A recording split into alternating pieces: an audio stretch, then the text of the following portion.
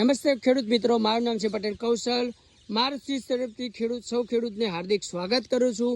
ખેડૂત મિત્રો, આજ તારીખ થઈ છે 26/10/2025 અને રવિવારનો દિવસ છે. હું મારા ખેતરની અંદર આવ્યો હતો. આ રહ્યો છે સાગર 301 વેરાયટી છે. એની અંદર તમારે જુઓ તો જોઈ લો, ફ્લાવરિંગ પણ સારું છે બધી રીતે.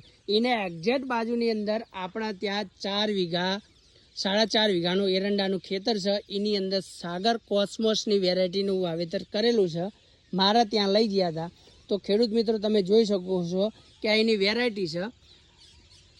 આ તમે જુઓ કે એના 1 માળ 2 3 4 5 6 7 8 9 9 ને એક પેલી 10.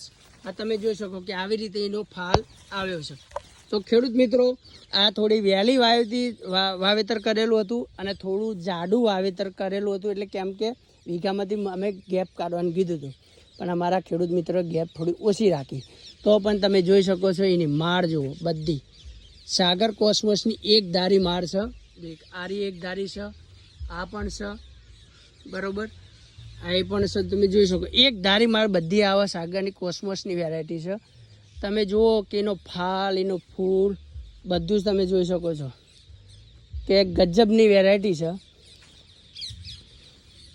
કે ખેડૂત મિત્રો, એમ કહેવા જઈએ તો આ વેરાયટીની અંદર જેટલો ગારો સારો મોટો, તો એટલું તમને પ્રોડક્શન સારામાં સારું મળે. એની ધોરી માર્ક બધી પણ સારામાં સારી છે.